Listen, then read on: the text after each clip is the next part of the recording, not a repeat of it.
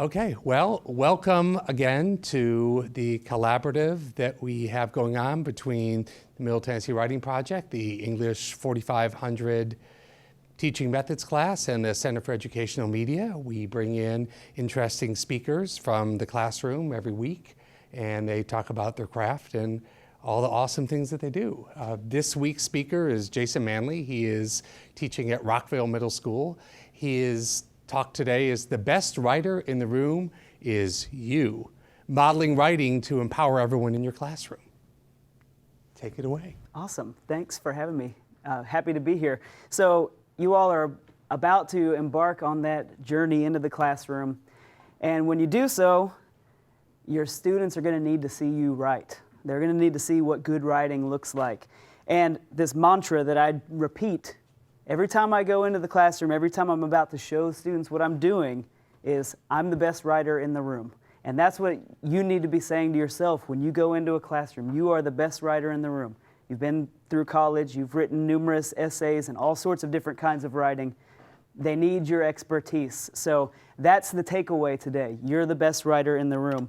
I want to get us started just with some of your own writing to get us thinking. So I want you to write some reflections in your notebook. How comfortable are you as a writer in front of an audience? Have you ever done that before? If you were in that situation, how would you feel? Do you consider yourself a strong writer? Will you, when you're in the classroom, assign writing, or will you teach writing? And maybe reflect on the difference between those two things. So I'll give you a few minutes to jot down some thoughts.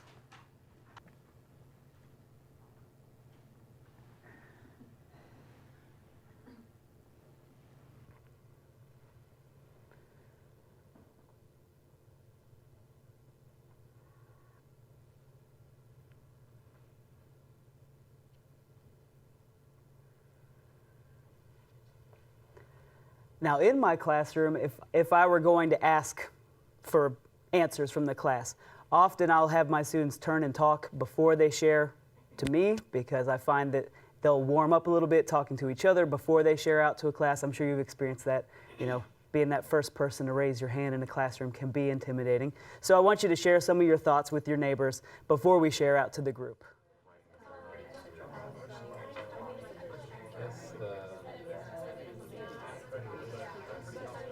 Yeah, like I said, I could create a good opportunity for learning for both of us. Do I consider myself a strong writer?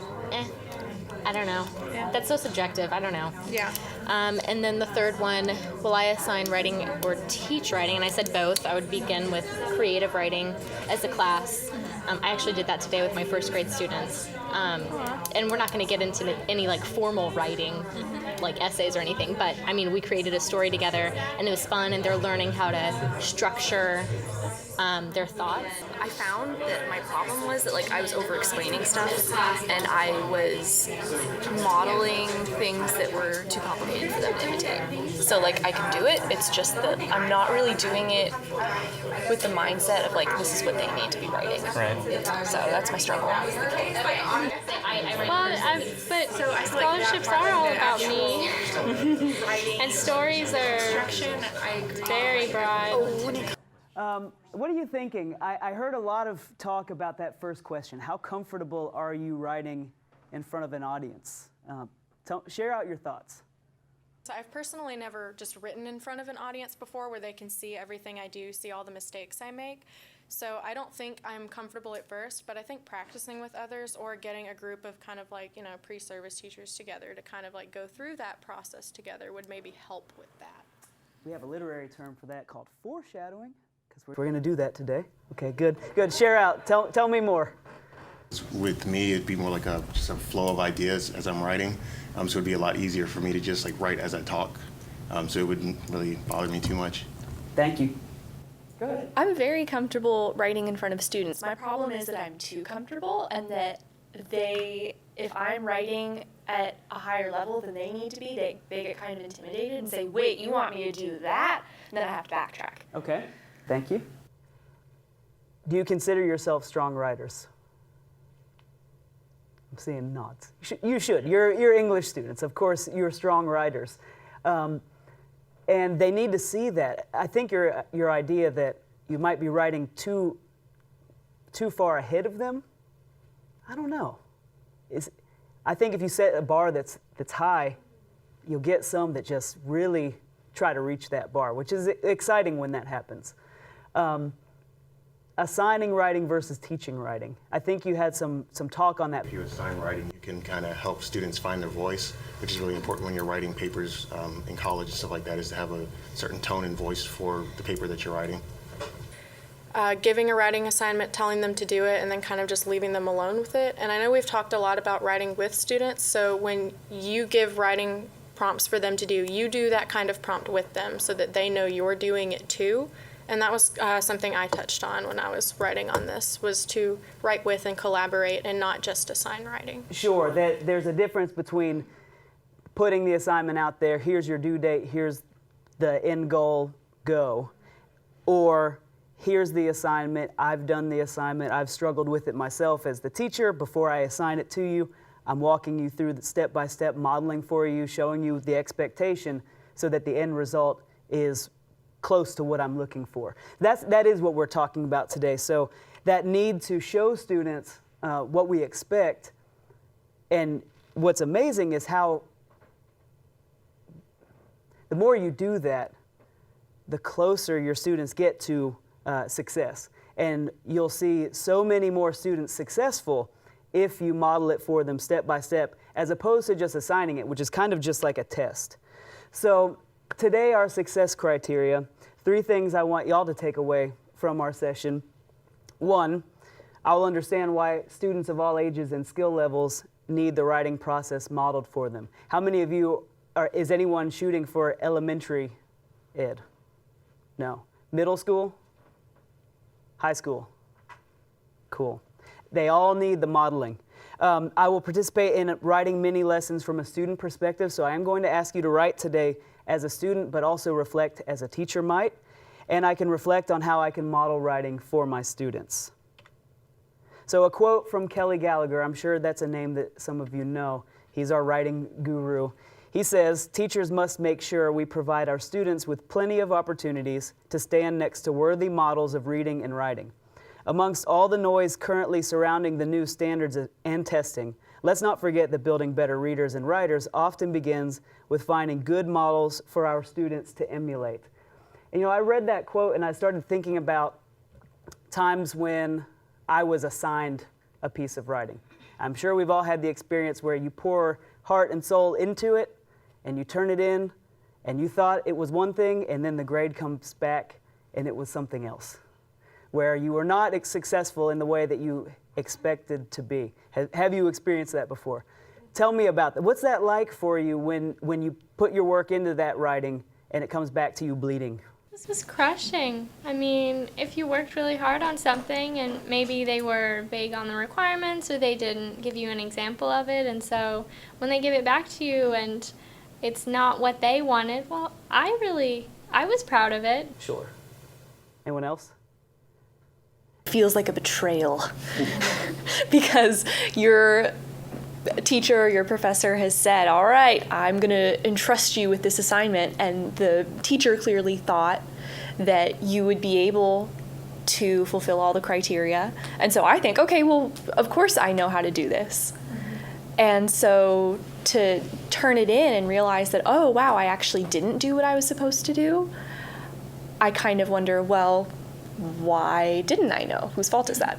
Sure. For me, it was an example of plagiarism, where the way that I had quoted evidence in essays all throughout my college classes, this teacher disagreed with how it had worked in previous classes, so that expectation hadn't been clear to me. So when I got a failing essay back for the first time in my life, I about freaked out. Luckily, there was the opportunity for revision, but I think a lot of it comes down to, are the teacher's expectations clear? And modeling those expectations for the students makes sure that they will be successful. Now, sometimes it isn't an expectation clarity issue, but I think if we keep those experiences in mind and think about, okay, if we're going to assign something to our students, making it clear for them exactly what we want ahead of time, then they don't have that heartbreak feeling. I try to avoid with my students the guess what the teacher's thinking game. And some kids that are good at school are just good at knowing what the teacher's thinking. But I try to avoid that so that students who aren't as good at that particular game of school can be successful in the class. Why should we model student writing? It's hard. We all know how hard writing is at every step of the game, from pre-writing all the way through publishing. It was hard in middle school, it got harder in high school, it's hard in college. So we know that writing is difficult. Even for English students, when writing is easy, it's still difficult. Students want to succeed. And I believe that. And I find that when I model my expectations for the students, the vast majority of them are striving to meet it. And they want to do well in our classes. So it's up to us to set them up to do well. And I think that if students can see what the teacher expects before they begin, they'll be more likely to meet, or what's really cool is when they exceed your expectations. And sometimes they just see what you've done and they can just take it to the next level. So that's why we need to model writing for our students. And this is how it would look in my classroom. Okay, welcome ladies and gentlemen. So glad you're here today. Hope you're having a good day. To start off your reading, we're going to read for just a few minutes. And here's what I want you to do. You know, we've been talking about dialogue in class and how to develop your narratives using dialogue. In fact, that's our success criteria today. How do we develop a narrative using dialogue? Well, as I was reading my book, and I've mentioned this book, Racing in the Rain, to you guys, told from the dog's perspective. The dog is watching what's happening. I noticed that sometimes the narrator, when there's dialogue taking place, they use words other than said. So let me just read you 2 pages from the book. At this part in the book, there's a big custody battle going on between the father and his wife's parents. They're fighting for custody over the daughter. And this is a conversation with the lawyer. So notice what the characters say other than said. Spring again, we were back at the Victrola. I slept at my master's feet on the sidewalk of 15th Avenue, which had been warmed by the sun like a cooking stone. Slept and sprawled, barely lifting my head to acknowledge the occasional petting I received from a passerby. I looked like I hadn't a care in the world. In fact, I was quite nervous, as I always was at our meetings with Mark, the lawyer. This is not a conversation I like to have, Mark Fine said, leaning back on the iron chair until it groaned with fatigue. It's one I have too often. I'm ready, Denny said. Money, said the lawyer. Denny nodded to himself and sighed. I missed some invoices. Well, you owe me a ton, Dennis, Mark clarified. I've been giving you slack, but I have to cut you off. Give me another 30 days of slack, Denny said. Can't do it, friend. Yes, you can, Denny said firmly. Yes, you can. Mark sucked on his latte. I have investigators, paralegals, support staff. I have to pay these people. Mark, Denny said, I'm asking you for a favor. Give me 30 days. You'll be paid in full? Mark asked. 30 days, said Denny. Mark finished his coffee and stood. Okay, 30 days. I'll pay, Denny said. You keep working. Now I noticed that most of the time the character said, but occasionally they want to use words other than said to kind of show what's happening in the conversation. Mark clarified, like he cleared up what's going on in the conversation. Denny nodded and sighed to himself, showing that he's feeling upset about what's happening. So as you guys read today, I'm going to give you a few minutes to read your library books. Here's what I want you to pay attention to. What words of attribution are there in your book other than said? Mark sighed, and so on. As you're reading today, see if you notice words other than said that your writer uses when writing dialogue. Make sense? Let's take 5 minutes to read. That's your purpose for reading. Look for those other words besides said. Go.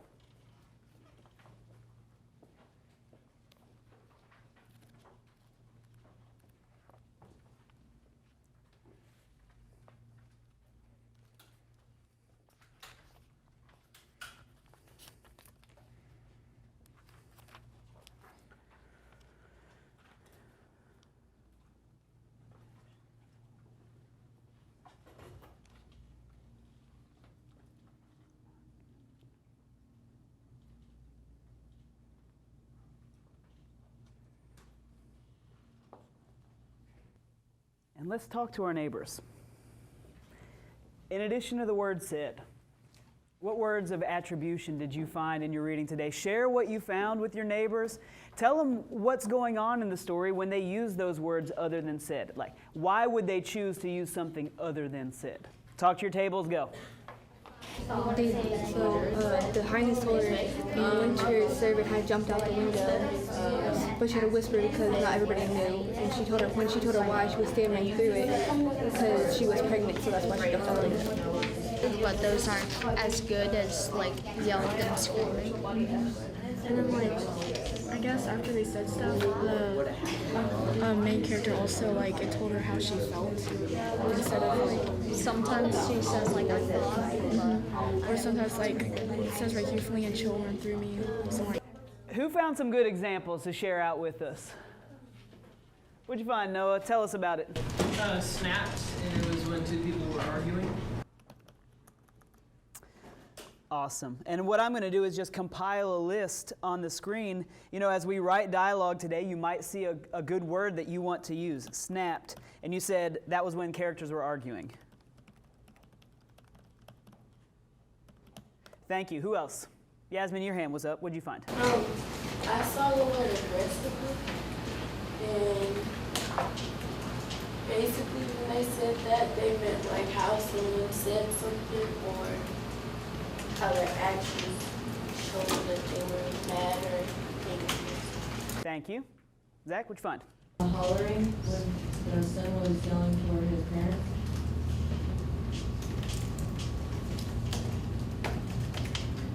Thank you. Keep them coming. Go ahead, Nolan. Ask. Obviously, for what reason? Asking a question.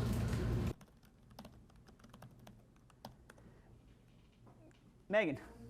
Muttered, like he whispered it under his breath to himself. Thank you. Go ahead, Mia. Whispered because they didn't want anyone else to hear them. Tony, I heard you say, thank you, Mia. I heard you say something about the words they use show the character's feelings. What did you find out? Well, when they were in at one point, somebody had their hand was sweaty. So when their hand was sweaty, it showed how they feel that you could think in mind.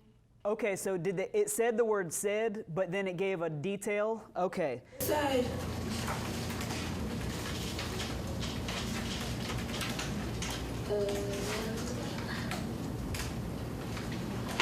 I said finally and extended my hand sweaty. Thank you. So it says said, but there's still something going on there in addition to just the word. I saw one last hand. It was over here. Elizabeth, what'd you find? clarified to make sure the character knew what she was saying.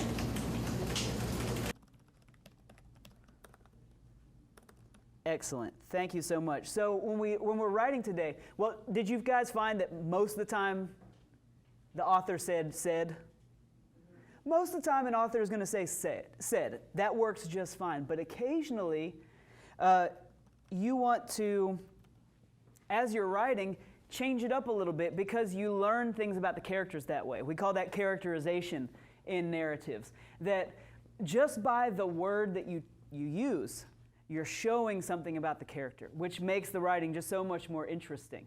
So we're going to keep that in mind today as we do some writing. Now, if you recall, a couple of days ago, we read that story by R.L. Stine, The Funny Guy. And in that story, R.L. Stine had been thrown into the house where Mr. Hartman had recently died by his tormentors, those bullies. And he realized at that point, okay, I can get myself out of this if I try to control those characters using fear. Now, I want us to take a close look at a piece of dialogue that came up in that story. And let's notice what's going on here, because this excerpt shows us a lot of techniques that we can use if we're going to write good dialogue. It shows us things about punctuation. It shows us things about word choice and how the characters are developing. It shows us how to go back and forth between dialogue and character and plot. So let's read it and then talk about what's going on here. Pete and Ronnie gave me a hard push onto the front stoop. What do you want? I stammered. Why did you bring me here? Go inside, Pete growled. Go say hi to Mr. Hartman. He's waiting for you in there, Ronnie added. I felt my throat tighten. I started to choke. No, please, I started. They showed me to the door. You really think the house is haunted? McKay said. I nodded. For once, I didn't make a joke. Yes, everyone knows Mr. Hartman's ghost is in there. Now, I want you to talk to your table about anything you notice about writing good dialogue in this excerpt. Things about punctuation, word choice, anything that you notice is worth talking about here. Talk to your table. What makes this good dialogue? Go. Yeah. So also the part where it says I feel my throat tighten, so then you would know how the character is feeling in that moment, and then how he sounded.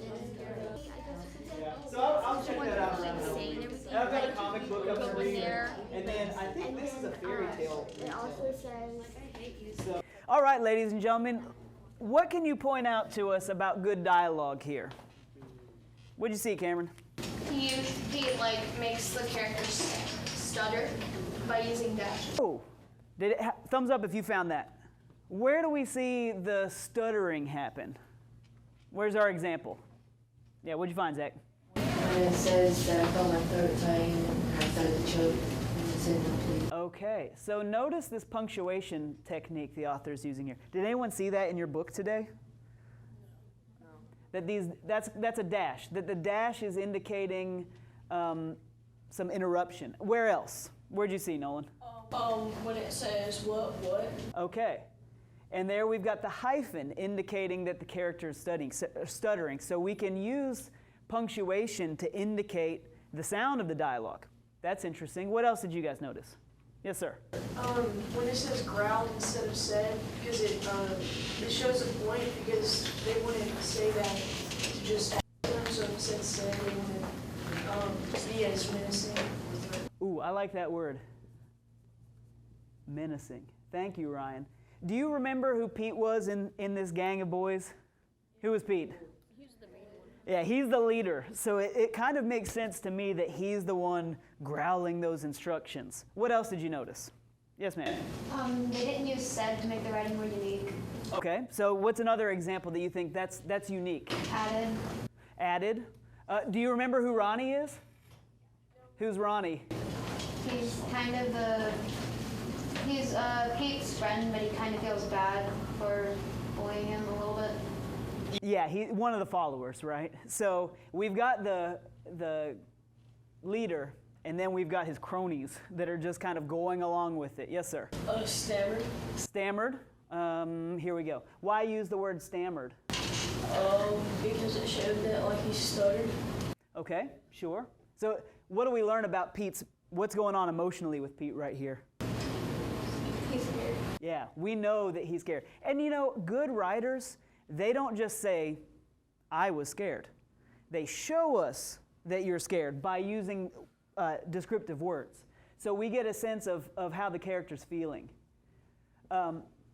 Let's just talk basics. You guys pointed out some of the advanced techniques going on here. Why do we have so many short sentences indented? Like, why do we switch to a new line here, and to a new line here, and to a new line here? What's going on? Yes, sir? A new person is talking, so the author shows that every time a new person talks, if they move down to the next line. So we've got kind of a grammar rule. If we're going to write dialogue, we need to start a new paragraph, even if that paragraph is one sentence long, if a new speaker talks. Anything else worth noticing in here before we move on? Brooke, what do you see? This is for one side to keep the joke. You can tell that he was scared because he always makes jokes, and when he did make a joke, that's kind of showing that he really is scared. So yet another example where good writers show instead of telling, which is fantastic. Okay, the difference between assigning writing and teaching writing. And I think both have their purpose, but I wanted to touch on this because one is much heavier on modeling than the other. So I think of writing at a midterm or a final. That's more assigning writing. You know the prompt, maybe it was given to you ahead of time, or maybe it's a surprise. You know maybe the page expectations, you maybe know how it will be graded, you have a due date, and you write it, the teacher grades it, you get it back.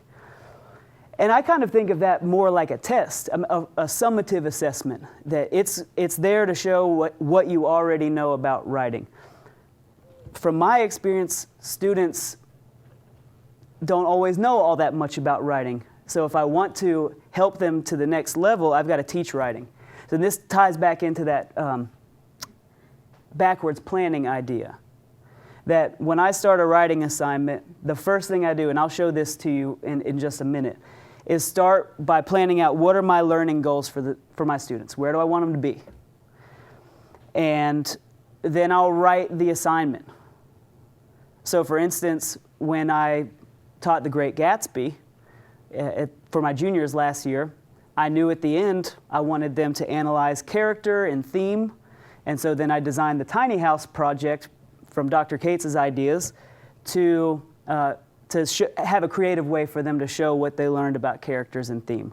So I wrote the prompt first. Then I did the assignment myself because I feel like if I do the work, then I can struggle through it the way a student might struggle through it. I can anticipate their needs and consider what struggles they might have so I can plan accordingly, plan some lessons that'll help them overcome what I think the obstacles might be. So that's where the planning comes in, the lessons that'll get them to write the assignment. We'll discuss the expectations of the assignment at the beginning and spend time discussing the prompt and breaking it down and making sure they understand all the things that go into that assignment.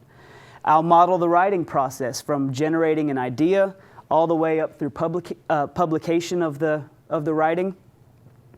I'll give them time to write in class, sometimes at home, and then I'll grade the results.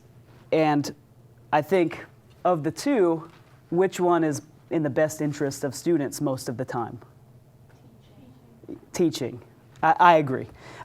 Which one helps them improve their writing skills? It's a little hard to improve writing skills in an assigned writing scenario because at that point the writing's done and you don't have any control over the process. So if you model it for them, you can get them to shape it into what you're expecting them to do. So I got this idea from Eleanor Doherty, who wrote the book Assignments Matter. Just remember, quality assignments are the hallmark of effective teaching. Teaching made up mostly of testing does not improve student learning. And you're going into a teaching scenario where testing is a major part of what we do. But that test alone doesn't necessarily improve their learning. The assignments, creating assignments, and she defines assignments in that book as something that you have taught every step of the way. If you didn't teach every step of the way, it wasn't an assignment, it was an assessment, a test. So if we want to improve student learning, we've got to give them good assignments. Take a minute to unpack. I've just thrown a lot at you. Talk to your neighbor. What's on your mind from what I've shared on the theory of where I'm coming from before we get into practice. What he's getting at is kind of by modeling along the way, you can help fix mistakes. I mean, before it has to be graded, and they can work with you to fix those. Exactly. I got a B-, and that drove me nuts because I worked really hard on this final paper. Well, he never taught us like what he was wanting in the class, so that was really hard. And then he actually wrote on one of my friend's papers, "This deserves to fail." But I'm not going to do that. But, I mean, you're probably going to make assignments, and whenever a student goes home to do their homework, right, it's going to come back in, and you're going to look at it. And is that not like kind of a test? Any insights or questions, thoughts you want to share out? Yeah. We were talking about the fact that we can't escape the test, that there is the state assessment that's going to be part of what we do. I think I heard someone say, but we can't make that the only thing we focus on or the most important thing we focus on. And what we're there to do is make them better readers and better writers. Those two things go hand in hand.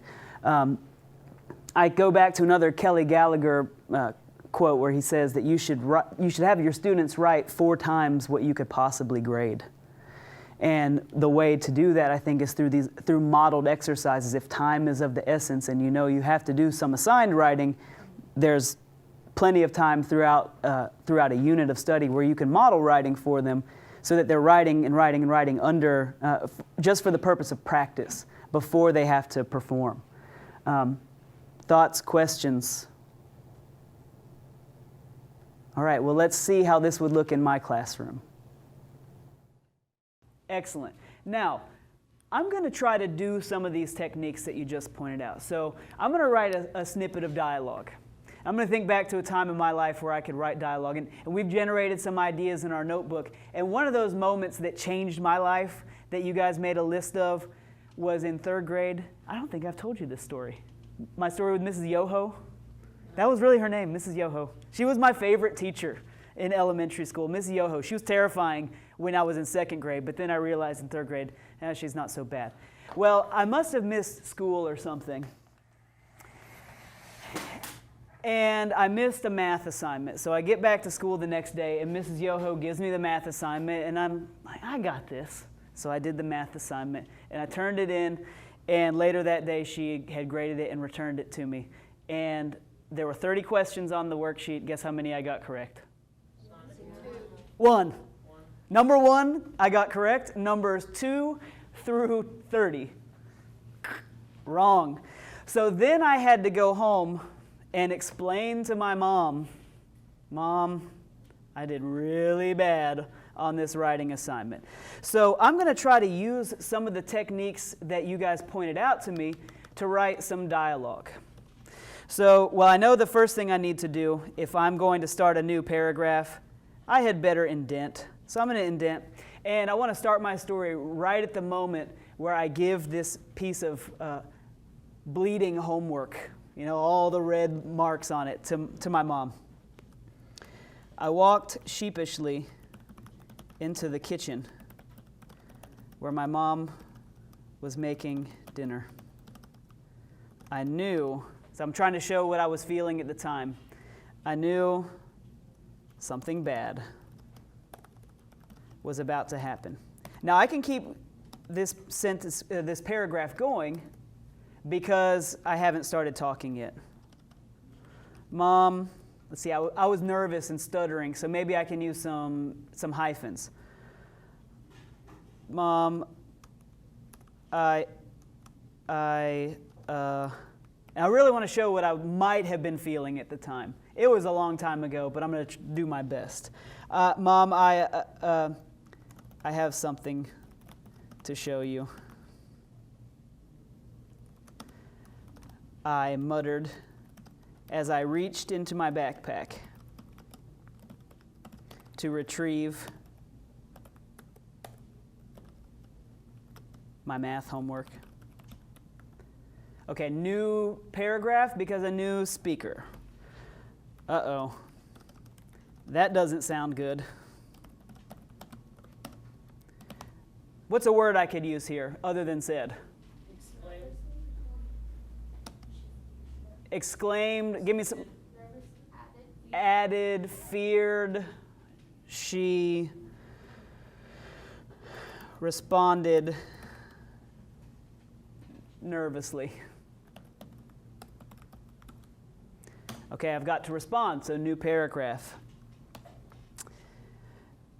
See, Mom, I didn't quite understand the math homework that Mrs. Yoho gave me. And now she interrupted me because she'd seen the paper. So I'm going to jump to the new line because this is Mom. Whoa. Did you even get your name correct?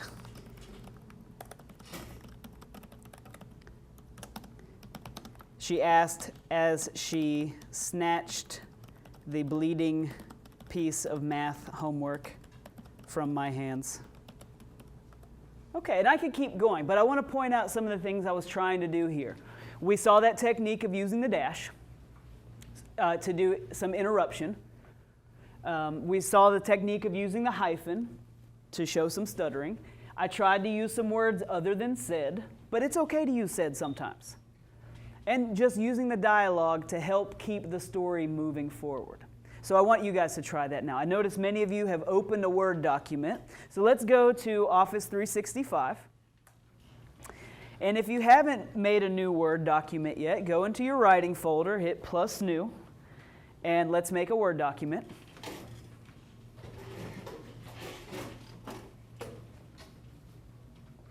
We can label this Word document Practicing Writing Dialogue.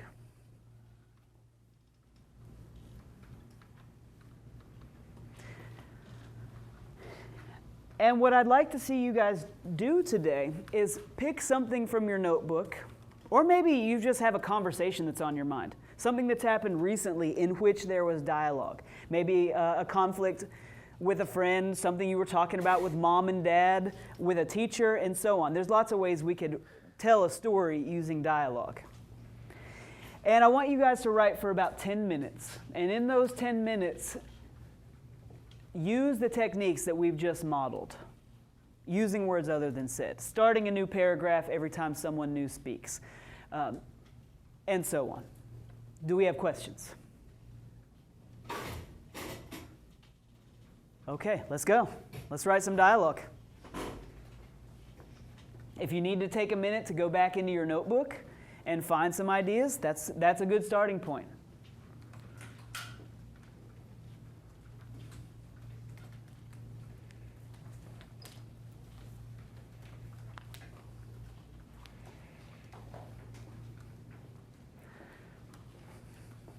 I notice that Grace, Ryan, Angelina, they're starting with a little bit of narration, what's going on in the story before they jump into dialogue. That's one way to start.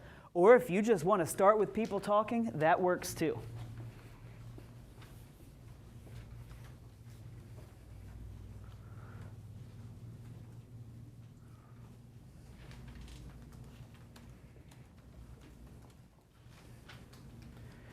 So if you think back, to that so what moment, you've got your map that we drew, and that map might have some stories to tell.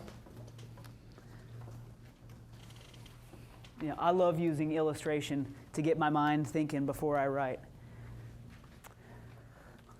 Let's see. Looks like you've got a conversation on Thanksgiving with your uncle that you could keep developing. Now, you don't have to remember exactly what was said. I mean, my story happened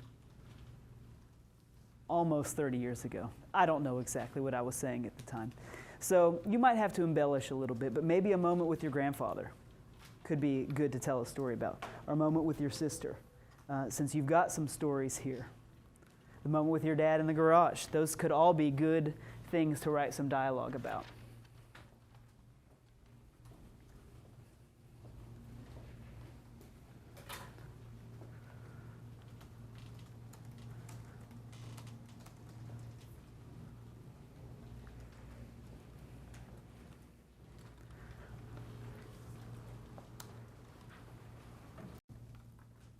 I love that.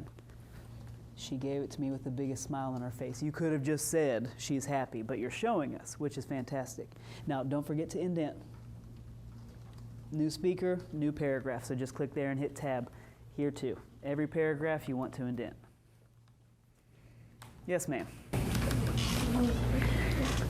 In my first time, but put like a dash in between it. Is the dash supposed to go there? No, not in this case. In this case, you're just saying the first time, yeah. Is there a way we could, like, when you're writing, that one time that we wrote and we did, like, dialogue, and then, is there any way I feel like go back to that probably? Sure, sure. It's in your OneDrive. If you want to go back and do some revising. Yeah, and switch up the words. That's a great idea. It's a great idea. Now, one thing you might want to do, usually in a book, you won't have this much talking happening back and forth without some narration. So what you might want to do, maybe after this paragraph, I said nervously, keep that sentence going. And talk a little bit more about, set the stage for the reader, what's happening at the time. So you kind of bounce between characters talking, and then the narrator tells some story. And then you go back to talking, and then the narrator tells some story. You're in the middle of a thought or an idea. Start bringing that to a close.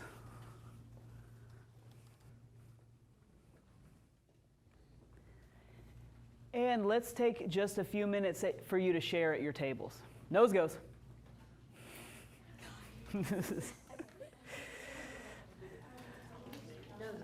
Share some of the best dialogue. You don't have to read the whole thing, but share what you wrote.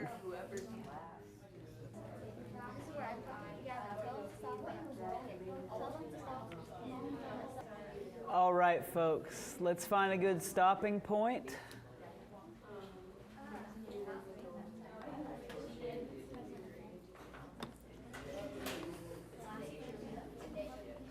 And just to close out the day, because we are just about out of time, I'd like for you to right-click at the end of your document and choose New Comment. That opens up the comments on the side, and I want you to just reflect and write down a few sentences that demonstrate what you learned or practiced in your dialogue today. What were some of the techniques you tried? Why did you make the decision to use a dash? Why did you change paragraphs? And so on. Reflect on what you learned about dialogue today.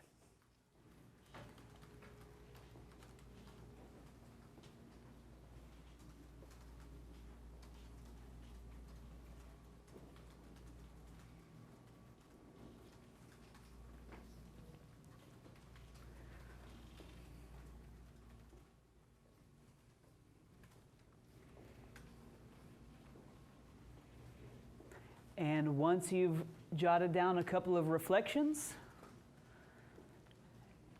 you may go ahead and log out of your notebook. And the bell's just about to ring. Okay, so this is the last full writing assignment I had my 8th graders complete. And I'm going to ask you all to do part of the assignment today. Also to model some writing for your neighbor today. So the pressure is going to be on. You're going to feel a little bit awkward, but that's okay because you have to get used to it because your students need you to be able to write for them. The assignment that we just did was a personal narrative called A Moment That Changed Me. And I started by making this poster, this chart. And I posted in the room so the students can see, here's where we're headed. And this really reflected my planning process. So I started with the learning goal. I can write to express and reflect real or imagined experiences so that I can develop my voice and tell meaningful stories. So I knew that that's the end goal, a narrative. It should have voice. It should be meaningful to them. Success criteria. I'll know I succeeded when. And we present this to the students at our school in success criteria. It's always on the board. This will be like your objectives or your learning goals. Every school kind of does it differently. But at our school, we call them success criteria. So the students know if I've done these things, I will have been successful in this unit. I've analyzed 5 or more published examples of a personal narrative. I've imitated the style and structure of each. And so there are many lessons embedded in there. What does style mean? What does structure mean? I have chosen one of my written pieces to polish. So that implies that they have started lots of pieces of writing in their notebook and choose one that best completes the assignment, which was a personal narrative for a moment that changed them. And focusing on the following elements: using my voice, strengthening vocabulary, using imagery, similes, and metaphors, using dialogue, conveying theme, correcting errors. There were many lessons throughout the entire unit to address each of these sub-goals because I knew that's what I needed them to do to write a great paper. And they wrote really great papers. That's the amazing thing is when you set them up for success, they'll be successful. So let's generate some ideas. So you guys are going to do some writing today. And I'll model my thought process on this. So I asked them these questions when we began. Which moments in life made us who we are? Which moments made us learn or grow? And so I talked to them about a couple of experiences I had. One was in 3rd grade when I missed a day of school or something, and Mrs. Yoho, that was her name, Mrs. Yoho, she gave me my math homework that I missed, and I took it home, and it had 30 questions on it. And I answered all the questions, and I brought it back to school the next day and turned it in, and then she handed it back, and I had gotten number 1 correct and numbers 2 through 30 incorrect. And I talked to them about just that feeling of absolute failure at the time. But I learned from it. I tried it again. I got more teaching on the lesson, and I improved my math skills and so on. So that was a moment that taught me, if I don't succeed at first, I can try again. If I work hard, I can get better at something. So I learned and grew in that situation. The one that I wrote about for my students, it was when I was in high school, and I wanted to play guitar for the jazz band. And I wasn't in band, and it's very unusual for someone to join band in high school. Usually they've been in band their whole life. So I went to the band director, and I was nervous, and I asked him if I could play guitar in the jazz band, and he just said, nope. And he didn't really explain why. There was nothing. And so I slunk away, tail between my legs, dejected, and then through whatever series of events, that teacher left, and the assistant band director stepped up. And I thought, there's an opportunity here. So I went back in, and I asked again, I'd like to try out for jazz band. And this teacher said yes. And I didn't know it at the time, but that changed everything. That was the biggest cause and effect moment I can think of in my life, because I got involved in band, found a group of friends at school, which I'd never really had before, really got into band and got better at music. And by the end of my senior year, 6 of my 8 classes were in the band room. And then my band director said, hey, there's this college called MTSU. Have you ever heard of it? They have a recording industry program. And I'm from West Virginia. No, I've never heard of MTSU. Ended up moving to Murfreesboro, went to MTSU for recording industry, decided to become a teacher. It all goes back to that moment when he said yes. So if he had said no again, who knows how things would have been differently. Now, I told my students, you're 13. You don't know how something that's happened in your life is going to have this ripple effect 20 years from now, but it probably has already happened in some ways. So I talked them through that process, and notice how I've modeled thinking about these questions for you, just talking through what moments changed who I am. So I have to open up and be a little bit vulnerable when talking to my students about it, but that opens them up. And now they're thinking, well, what are some moments in life that have changed who they are? So that's what I want you to do right now. Just start listing. Make a list of some moments in life that may have changed you.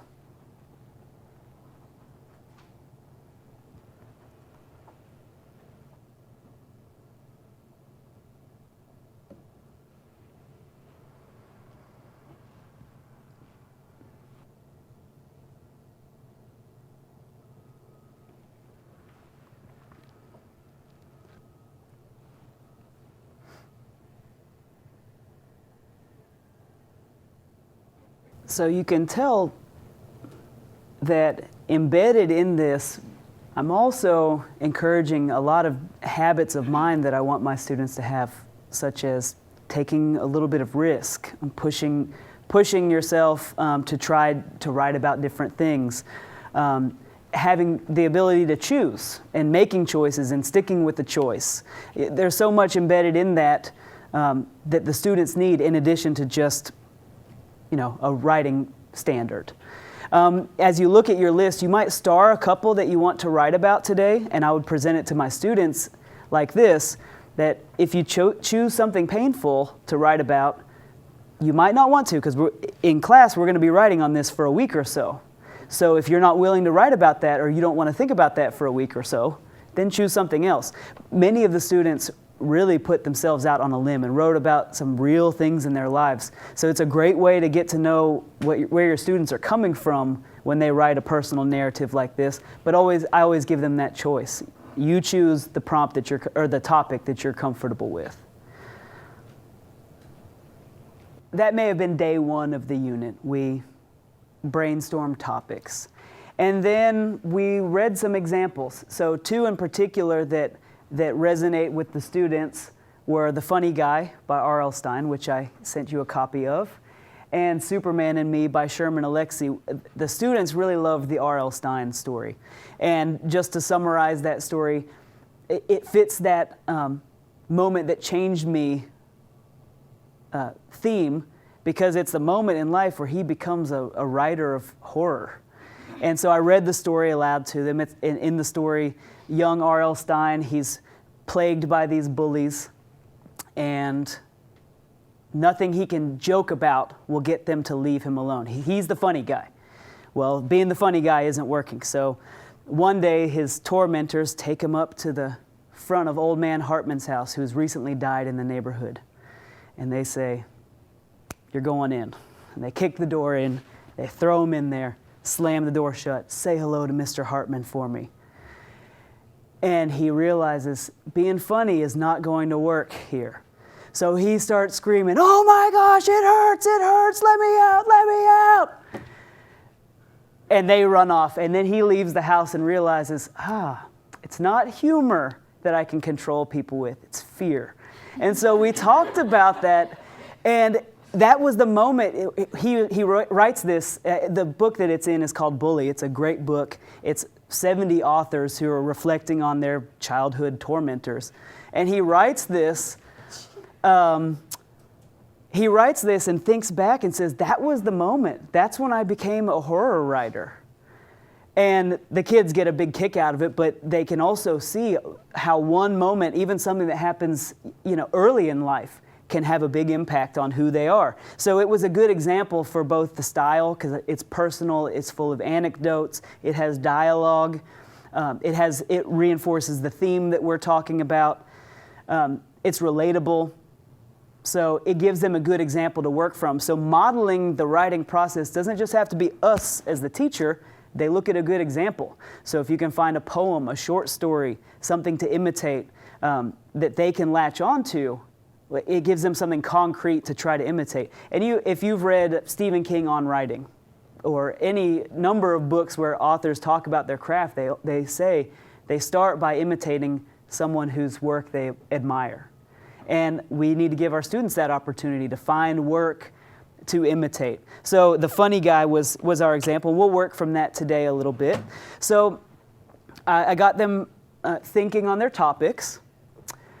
And we read the story and talked about the theme and discussed how it was a moment that changed R.L. Stine. And then we did a close read on this excerpt from The Funny Guy. And this is at the climax of the story where they're throwing R.L. Stine into the haunted house. And we used it to model dialogue, so I'll just read it aloud to you. Pete and Ronnie gave me a hard push onto the front stoop. "What do you want?" I stammered. "Why did you bring me here?" "Go inside," Pete growled. "Go say hi to Mr. Hartman." "He's waiting for you in there," Ronnie added. I felt my throat tighten. I started to choke. "No, please," I started. They showed me to the door. "You really think the house is haunted?" McKay asked. I nodded. For once, I didn't make a joke. Yes, everyone knows Mr. Hartman's ghost is in there.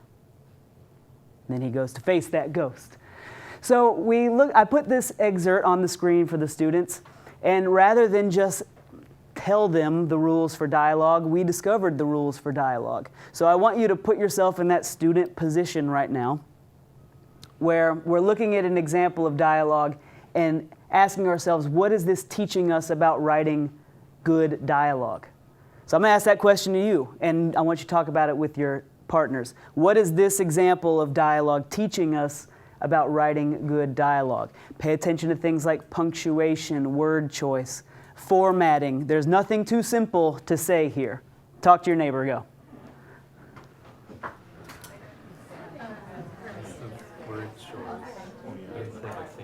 The wording and the phrasing of everything really sets up the tone for it. It's just like, this is something that is forced. I don't want this. Well, it's like he's not saying, "I'm scared." He's showing you, "I'm scared." Yeah.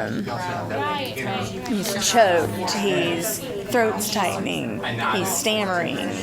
And it builds Ronnie, Pete, and McKay. Yeah, and Pete is growling. I mean, it's all good.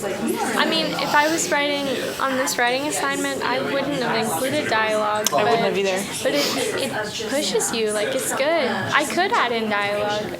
Yeah, I mean, I could too, but. Right, so I think it's a good push. It's a good way to practice it. You're right, I hadn't thought about it either. So, and plus they read it together, and then they came back and they looked at one piece of it. Like, I like that a lot. Okay, so let's just discuss this passage, and this is how I did it with my students. Rather than hand them the handout, we analyzed the passage. And I asked them the same question I'm asking you. What does this passage teach us about writing dialogue? So let's just shout it out. Tell me some of the things that you noticed. Creative speaker tags. Okay. Tell me more about that. Instead of just saying said, he describes how the character said it or what action they were performing while they said it. Any words in particular? Stammered, growled. Yeah, even just added. Started, things like that. The henchman added. Yeah, well, exactly. Oh, right. Okay. That tells you more about the character. Yeah. He's not the leader of the pack, he's just the add-on. Okay, so I'm hearing some conversation about characters. How does the dialogue reveal anything about character? It shows Pete being the one that's saying go, like initiating and being aggressive, whereas Ronnie's just the tag-along guy, and McKay is technically the smart one, so he's saying, you really think it's haunted? Because McKay's the smart one, that's no such thing as ghost. What else did you notice? He shows that he's stammering, or when he says that I felt my throat tighten, I started to choke. He demonstrates that, so he doesn't just say that it's happening. He's showing instead of just telling. By doing what? What does he do with the dialogue to show the reader that he's stammering or choking? Stammering, the what? Okay, tell me about the punctuation. Punctuation that would be normally used for someone who's stammering, as far as like using dashes and pauses and whatnot. And even gestures, like he's nodding instead of talking. Okay, so we've got the dash here, which indicates that the speaker is being cut off. Yeah.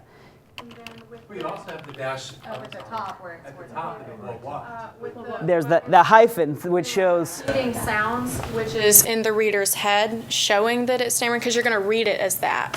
Whereas afterwards, if you just read I stammered at the end, you wouldn't read that in that voice. Right, so he indicates the sound of the words. Interesting.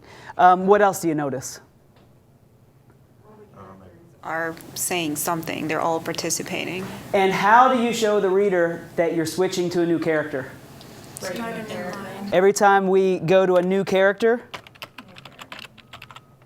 we have to... New paragraph. Go down it. Yeah, hit enter, and we have to indent, start a new paragraph. Go back to basics, too. Y'all are picking out all the advanced stuff. Tell me the basic stuff. I mean, what punctuation rules does this also indicate? Yeah, it's got all the quotation rules in there. Okay. What to do if the sentence ends, what to do if it's a question mark or a period. Sure. To do if it continues. And we spent a lot of time, just pointing out where does the question mark go, and they could point it out in the text. They could pull out their library book, and some of the students were comparing along and saying, hey, here's how it's happening here. You would be amazed how many of them start raising their, Mr. Manley, my character got interrupted. There's a dash. And so, they start noticing those things when you point them out to them. And it's amazing how many of them developed a stutter when they started writing the paper, because they learned this technique and then they want to go crazy with it. So they start making those stutters and the interruptions happen, which is fun. That means they took the lesson to heart. I could have just given them a handout with all the rules, but this engaged them in the text, and they're thinking about what the text is telling them, and I heard you say that the text shows instead of tells. It doesn't say Pete was Pete was mean. He's mean because of the words they use. So, and the students pointed out all of these things just by asking that question. What do you notice? So it was much more engaging for them to analyze the passage than to fill out a handout on it. And to my absolute delight, the number of students when they wrote these papers that didn't master the dialogue rules could be counted on both hands. I mean, that's it. Maybe 10 didn't nail it because they'd seen the example and I modeled it for them. So we talked about the examples, and now I'm going to write some. So if I'm going to write for my students, I would give maybe a 3-minute demonstration. Brief. And I keep my lecture mode pretty brief with the students. We talked about that passage for about 10 minutes. I imitated some writing for them for just a few minutes, and then I set them free to work, and I work the room, and I'm helping them, looking over their shoulders, answering their questions, and so on. But I do write in front of the students. So let me point out some of the moves that I would make, some of the things I would be pointing out as I model it for the students, because you guys are going to do this too. So if when I sit down at my computer, I usually use the computer so they can actually read it because my handwriting is poor. I'll just put myself in that fresh writing mentality. And a lot of times it is something that maybe I've thought through. I listened to this podcast recently where they were talking about improv comedy actors had this knack of making it seem off the cuff. There is some rehearsal that goes into it. So I've mentally rehearsed the moves that I want to make, but I often leave the nitty-gritty word choice to the moment because I want them to see what does it look like just getting started. I'll point out moves for all 4 categories on the writing rubric. So I'm sure you've seen the writing rubrics before. But on the state assessment, they'll get assessed on focus and organization, development, language, conventions. So I'll point out choices that I make on how I'm making organizational moves or how I'm getting started. And I'll talk aloud through why I'm doing what I'm doing. I'll talk through what I'm saying, choices I'm making to convey the point that I'm trying to make, which would be development. I'll talk through why did I say this word or that word for the language score. And then I will often make mistakes, like all of us would the first time we write something. And they need to see that too. That makes it authentic. And so I'll model for them right on the spot how I would revise my writing. So let me show you what that would look like. So I'm going to do a think aloud as I'm writing some dialogue. So I'm going to go back in time to 3rd grade when I got that bleeding math paper. Oh, yes. I felt pretty badly about it at the time. My mom was cool about it. Now, I was 9, so I don't exactly remember what was being said, so I might have to embellish a little bit to fill in the dialogue, but I'm going to try the best I can to capture how I felt at the time and write dialogue as well as tell story at the same time. So, well, I know I've got to indent because I'm about to start speaking, and I'll put a quotation mark. Mom, I have something that you need to sign. I sheepishly said as where was I? I was in the kitchen. Entered the kitchen. She was busy making mac and cheese for my afternoon snack. That doesn't sound good. Okay, if I got a laugh, then that means I might be onto something, she replied. Okay, now I switched paragraphs there because she's speaking, but I need to keep this paragraph moving, so I don't necessarily need to switch paragraphs yet. I'm going to start getting the paper out of my backpack. She turned to face me as I reached in my backpack to retrieve a bleeding piece of math homework. Okay, now I'm going to speak, so new paragraph. I thought I understood. I explained. But something went terribly wrong. I might have said that in 3rd grade.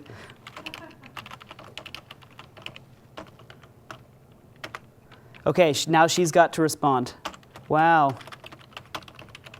Did you even get your name right? she replied. Okay. Now I look back at what I'm writing, and I noticed that I did try to keep some storytelling happening in between the dialogue, bouncing back and forth between what the characters are saying and what was happening in the story. Do you see any places where I could do better? And I'll really ask this, students, where did I not get a point across? Where might I have left something out that I assume that I understood, but the reader might not understand? Come on, you can't say anything to hurt my feelings. Go ahead. Okay, so you've gotten the paper out of your backpack, but we don't know if she's seen it yet or if you've handed it to her. Okay, sure. So maybe I need to tell more story there. So one of my revision moves that I would make is to add more information. Let's see where that is. As I reached in my backpack to retrieve, and I don't know if a reader would understand what I'm talking about here, to retrieve my math homework. Maybe I can expand on this. I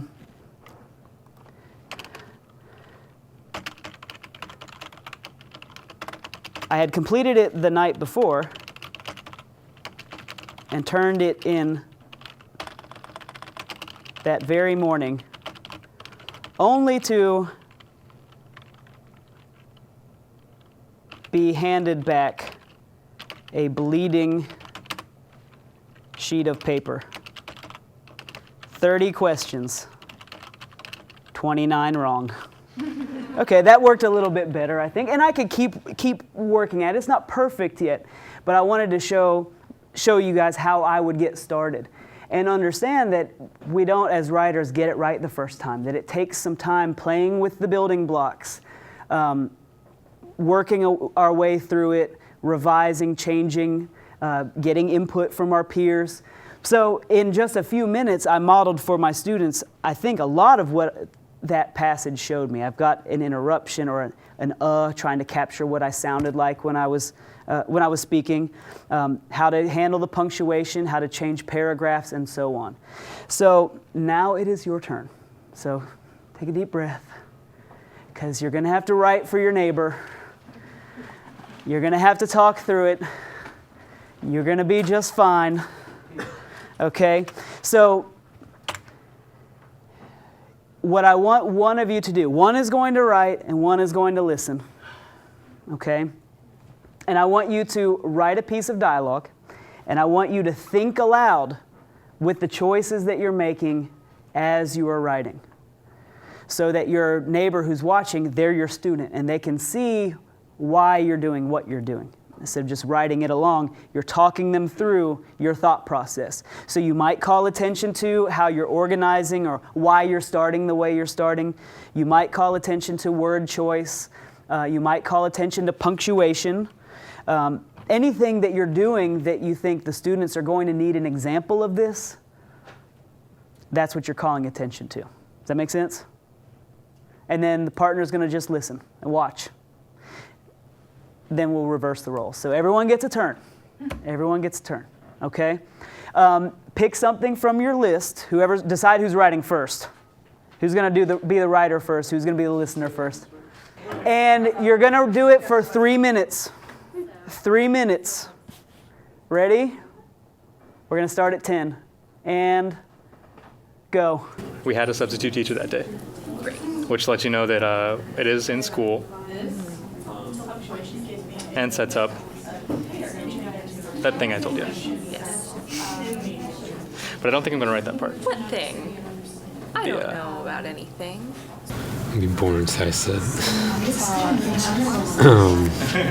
I rattled off and turned back. I heard. And righted myself. That they did more creative projects in the regular English class.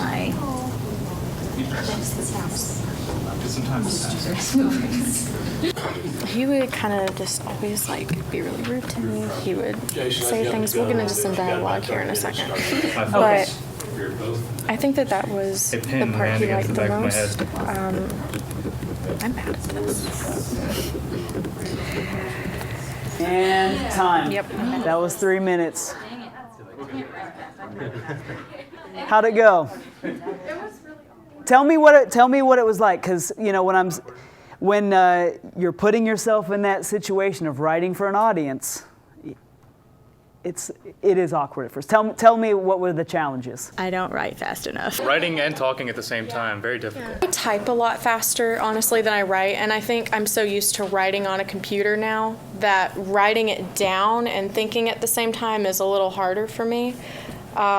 It's also really awkward in the sense of like, I feel like I was talking and then I would stop because I'm like, I need to write what I just wrote, or I would just start writing or talking literally what I was writing down, and there was a little bit of a disconnect is kind of what it felt for me. Okay. Yeah, like I was battling telling the story to the person I'm talking to and telling the story to the page. Like it didn't just interweave perfectly. Sure. If you were listening, what were some of the things that you saw your partner point out about writing? I don't know where to go from here. Yeah. Pausing to be more intentional about word choice and, revising out loud while they're writing. Explaining things like, we're going to start a new paragraph here, or I'm going to set the scene first. So you've been immersed in stories for a lot longer than a middle school student. So when they're trying to make choices about writing, they just don't have nearly as much experience on where to choose. So I think you can start to see why they need examples so that they can understand how to make the same choices that other writers make. And that's our job. Now, role reversal. Role reversal. Okay, everyone gets a turn. 3 minutes starting now. Now, this is something that actually just happened by myself, so it's going to be a little difficult to insert dialogue, but I'm going to try. So let's see, I was going to take a summer class in June. Of the playground. Calm down. Watching all my friends have fun without me because I'm lonely. That's bad. If you were in the audience, if you were the listener, what did you see your partner model for you in the writing process? Word choice. She sat and she was thinking about her word choice, and if she realized she had a better word, she'd scratch it out and either talk with me about word choice or then pick a different word. Thank you. Revision in the moment. Okay, tell me more. So while Thomas is writing, he would say what he was about to write it, and then as he was writing it, decide not to do it, and then go with something else. And that shows that writing is not always your first edition. Thank you.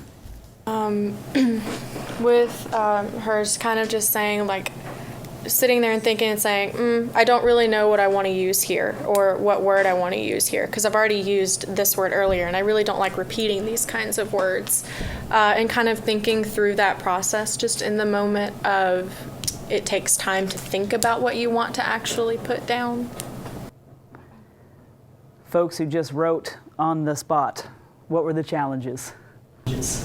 I had a problem with writing exactly what I was thinking on the paper. Like I was skipping steps as I was writing. I was like, wait a minute, I didn't clarify this or that as I was writing it. And that's one of the issues that I had when I was writing. Thank you. I have a problem with continuation. Like when I start an idea, like when I'm writing by myself, then I know there's no time constraint and there's nobody there expecting me to keep going. So I can always just read something a couple of times, 3 times, and then, oh, okay, this is where I want it to go. But with the pressure of the time and her expecting to keep going, I was like, well, where do I go from here? Like, I don't, okay, yeah, sure, this is happening. But it's different when you feel like you have the time and you can go back and... Sure. Which is not to say that you can't, but in the moment, you're kind of pressed for it. Yeah, I found that I was I literally spent all the time on exposition and didn't have a single line of dialogue except for something that maybe could be called dialogue, like at the very end. So it was difficult. I found that I was doing exposition because I was trying to get my bearings and I didn't know exactly where I was going. Sure. So this is for everybody, but think about if you were going to model something like this for your students. what would you want to think about ahead of time, and what would you leave to the moment so that they get sort of the best of both worlds, where they can see what a first draft looks like, but also so you maybe don't have that uncomfortableness of a new start. So talk about that with your partners. How would you do that with your students? How would you plan it with your students so that it would seem authentic? That I would at least like know what I was going to write about, so and maybe have thought about it some more and saying like, okay, well, what do I remember? Right, but I mean, I think there's also a bonus that if you don't get a lot done and you do struggle, I mean, I think that there's a bonus there too, because I think then you can talk about, you know, I have this idea, obviously I know this story, but I had to go through this thought process to decide, well, maybe I should censor myself here. I don't know if this is going to work. You know, and I think for your students to know that you're nervous about sharing, I think it's a good thing. So, tell me. Well, we were talking up here. Had you ever considered actually sitting down and writing in front of your students like that in real time before? Yeah, I thought it would be easier though. You thought it would be easier? Yeah. Okay. So. If you're going to do it for your students, if you're going to take them through that process, what sorts of things do you need to consider beforehand, and what sorts of things can you leave up to the moment? You kind of have to figure out the story itself, like what the direction that you're going to take it in, like outline it beforehand. Sure.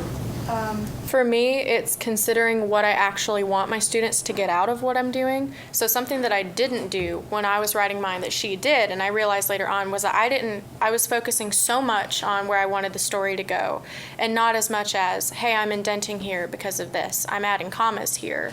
So thinking about what you want your students to particularly notice, because you don't like just want them to get the story out of it, you want them to get the concept out of it. No? Yeah, it kind of reminds me of mentor texts where like you're choosing a book for your students to read based on the things that they can learn from it. And in this activity, we were kind of writing our own mentor texts, and I didn't choose a very good one because I chose something that had happened while I was in a room by myself in front of a computer. And that's not really good for teaching dialogue, which is what we wanted to do. Anyone else? Do you see ways that you would use modeling writing like that for other kinds of writing? I mean, what would it look like if you were expecting your students to write an essay? What sorts of things would you model for them? Citations with dialogue and evidence, and how to structure that properly instead of just dropping a quote or dropping evidence just in the middle of a sentence or a thought or thesis. Mm-hmm. Sure. Transitioning between paragraphs without it being such a stark change in what you're talking about. Okay. I mean, just to boil it down to basics, when I have modeled essay writing for kids in the past, it's been like very basic. Like, the first thing I'm going to write is an interesting sentence or an attention grabber. Then I'm going to write 3 sentences that my next 3 paragraphs are going to be about. And then I'm going to write a sentence that is the main point of the entire essay. Sure. So I think that modeling of what you expect, it applies to anything we want them to do.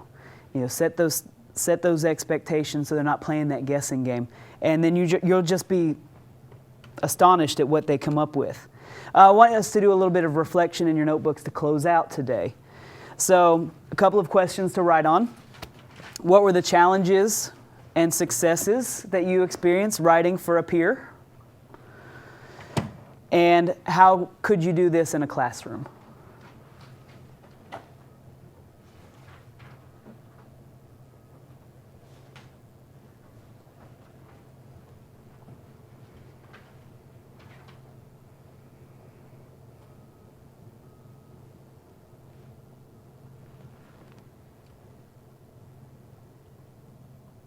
So as you all finish up your responses and think about your own practice as you go out into the classrooms, just remember that mantra. that you are the best writer in the room. Your students need your expertise.